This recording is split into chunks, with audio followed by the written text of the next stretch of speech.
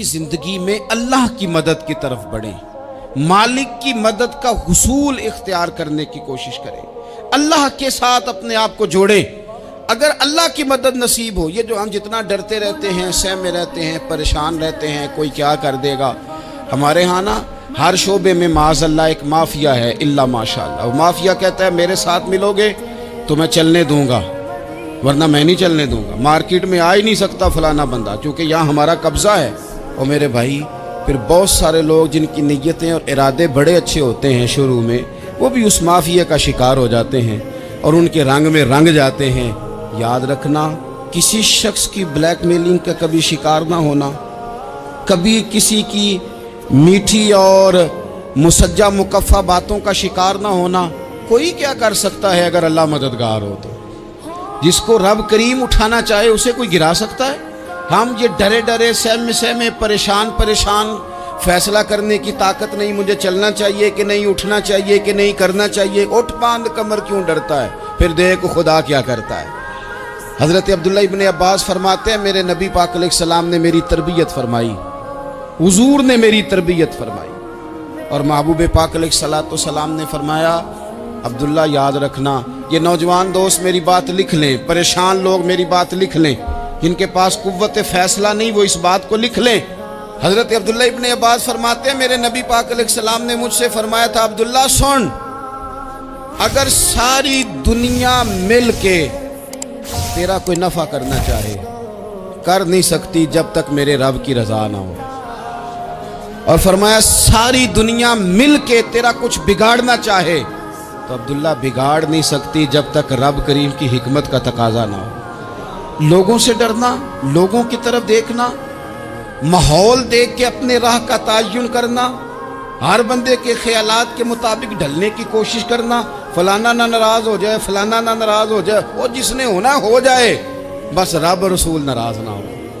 اپنی زندگی میں اپنے مالک کو مولا جان کے، بل اللہ مولاکم، اللہ تمہارا مولا ہے، وَهُوَ خَيْرُ النَّاصِرِينَ، وہ بہترین مددگار ہے۔ توجہ جب بھی کریں رب کی جانب کریں، اپنے دل کا قبلہ درست رکھیں، سوچوں کے زاویے سیدھے رکھیں۔ میرے بھائی مالک جب بندوبست کر دے نا،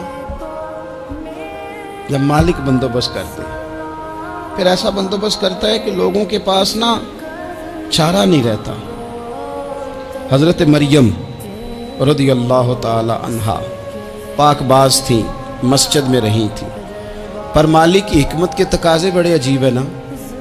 پھر جناب مریم کو اللہ تعالیٰ نے بغیر شوہر کے اولاد عطا کر دی۔ یہ بات ہی ایسی تھی، وہ کسی نے کہا تھا کہ مخلوق تو فنکار ہے اس درجہ کے پل بھر میں سنگے در کعبہ سے بھی اصنام تراشے، تم کون ہو کیا چیز ہے داغے کبابی، لوگوں نے تو مریم پہ بھی الزام تراشے۔ تو لوگوں نے کہا کدھر سے لے آئی بچہ، تیرا باپ تو ایسا نہیں تھا، کہاں سے لے آئی؟ اللہ کرے میں آپ کو سمجھا سکوں، ذرا اپنے آپ کو وہاں کھڑا کریں کہ ایک پاک باز عورت، پاک باپ کی بیٹی، طیب ماں کی بیٹی، اور اللہ کے گھر میں پرورش پانے والی خاتون، ایک وہ وقت اور ایک یہ وقت کہ اس عورت کو کٹہرے میں کھڑا کر کے پوچھا جا رہا ہے کہ معاذ اللہ تیری گود میں بچہ جائز نہیں ہے، کہاں سے لائی ہے؟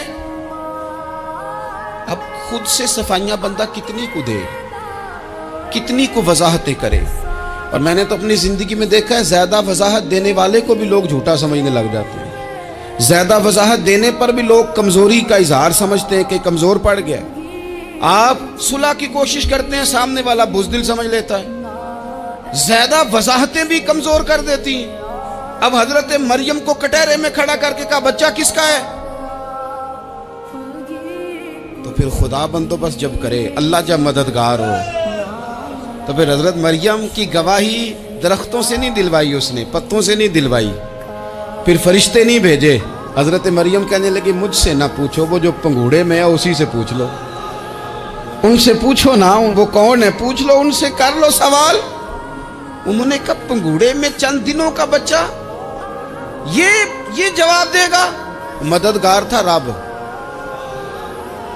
ان کی برات کا اعلان کرنا تھا مالک نے، اور جب مالک اعلان کر دے، جب مالک تیری صفائی دینا چاہے، جب مالک तुझे दुनिया के सामने निखारना चाहे तो पंगूड़े में लेटे हजरत ईसा बोल के कहने लगे इन्नी अब्दुल्लाह आतानियल किताबा, फरमाया मैं अल्लाह का बंदा हूं, रब ने मुझे किताब अता करके नबी बना के दुनिया में भेजा है।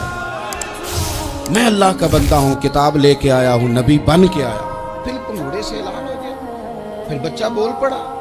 और ये एक दफा नहीं बात हुई, ये बनी इसराइल में एक जुरैज नाम के शख्स भी थे जो नमाज पढ़ रहे थे। बाज ने लिखा है नफल नमाज थी, अम्मा ने पुकारा तो आए नहीं, तो माँ के मुंह से निकल गया तू इतनी देर तक मरेगा नहीं जब तक किसी बेहया औरत का मुंह ना देख ले। तो वो इबादत गुजार थे, लेकिन लोगों ने उनकी इबादत, रियाजत, परहेजगारी को नहीं देखा। बस एक औरत को भेज के इल्ज़ाम लगवा दिया। वो औरत आया जाया करती थी, अब आ जाती हैं औरतें, मसला पूछने की नीयत से भी आ जाती हैं। माहौल में कुछ जगह ऐसी भी हैं जहां औरतें दम कराने के बहाने आ जाती हैं। वो खातून आती जाती थी उस खानका पे, आस्ताने पे, ये बुखारी में मौजूद है। फिर उसने कहा मेरी गोद में जो बच्चा है ये इन्हीं का है। मुझे बताएं कैसे बंदा वजाहत दे। हालात ख़राब हो गए, लोग कुटिया जलाने लगे, माहौल और तरह का बन गया। मेरे नबी पाक अलैहिस्सलाम फरमाते हैं फिर उस रब के बंदे ने कहा मालिक तू करीम है, तेरी मशीयत का तकाजा आया जो मेरी माँ ने जुमले बोले थे, पर अब मैं वजाहत देने के काबिल नहीं रहा, अब तू ही करम करेगा तो दरवाज़ा खुलेगा। तो वो चंद दिनों का बच्चा पंगूड़े में बोल के कहने लगा मैं इस दरवेश का नहीं, मैं तो फलाने चरवाहे का बच्चा हूँ, वो जो बकरियां चराता है। रब की मदद को पुकारें, अपने साथ अपने मालिक की मदद को शामिल करें, थोड़े रिस्क पर भी गुजारा अच्छा होने लग जाएगा। सारे लोग आपको गिराने की तदबीरें कर रहे होंगे और मालिक आपको इज्जतें अता फरमा देगा, उसकी बारगाह से हिकमत का तकाजा और हो जाएगा। हमने सारी जिंदगी लोगों को राजी करने में गुजार दी, सारी जिंदगी बुढ़ापा आ गया बच्चों को पालते, और बच्चों ने आखिरी उम्र में कह दिया अब्बा अगर कोई ढब का काम कर लेते तो आज हमारे दिन भी फिर न जाते। सारी जिंदगी गुजार दी बहन भाइयों को राजी करने में, सारी जिंदगी गुजार दी जिम्मेदारियां उठाने में। उनको 99 दफा दिया, एक दफा नहीं दिया तो उन्होंने कह दिया तूने तो कभी दिया ही नहीं, तू था ही नहीं। सारी जिंदगी मोहल्लेदारों, इलाके वालों को राजी करने में गुजार दी। और मैंने ऐसे लोग भी देखे दीन के लिए वक्त गुजारा, लेकिन जब बुढ़ापे में दांत काम ना करते थे तो वक्त के मुफ्तियों को भी मस्जिदों की कमेटियों ने कह दिया अब आपकी समझ नहीं आती, हमने खतीब को यौर रखना है, न देखो दुनिया की तरफ, दुनिया रुला देती है, न राजी करो बंदों को, बंदे थका देते हैं, न पीछे भागो हर वक्त दुनियादारों के, ये इंसान को कमज़ोर कर देते हैं। वो तो करीम ही बड़ा है, 2 आंसू ज़मीन पर बाद में गिरते हैं, बंदे के गुनाह सारे पहले माफ़ फरमा देता है। अल्लाह की मदद का हुसूल, अपने मालिक की मदद की तरफ बढ़ना, आपको बदर की जंग भी यही दरस देगी, आपको ओहद का मैदान भी यही सबक देगा, फतेह मक्का भी यही सबक देगा। मेरे दोस्तों, जब रब मदद फरमाए, जब अल्लाह मददगार बने। दोस्तों से एक बात अक्सर करता हूँ, मैं कहता हूँ कि जितने दर्द से आप अमीर को अपनी कहानी सुनाते हैं ना, और जिस तरह आपके आंसू बात करने से पहले गिर जाते हैं कि गरीब हैं, बच्चियां हैं, कारोबार नहीं, ओ मेरे संगियो, इससे आधे आंसू अपने रब की बारगाह में बखेरो, उसके हुजूर अर्ज गुजार हो जाओ, उससे तलब करो। एक वक्त इंसान पर जिंदगी में ऐसा आता है कि उसे यूं महसूस होता है कि मेरा साया भी तरह से पीछे हट गया है, उसे यूं लगता है कि मैं किसी सहारे पे हाथ डालता हूं तो वो भाग जाता है मुझसे। लेकिन मालिक की बारगाह ऐसी अजीम बारगाह है, रब रसूल के आस्ताने इतने बड़े हैं कि आप जब वहां कशकोले तलब दराज करते हैं तो झोली फैलाने में देर लगती है, उनको भरने में तो कोई देर नहीं लगती। हमने अपना सोच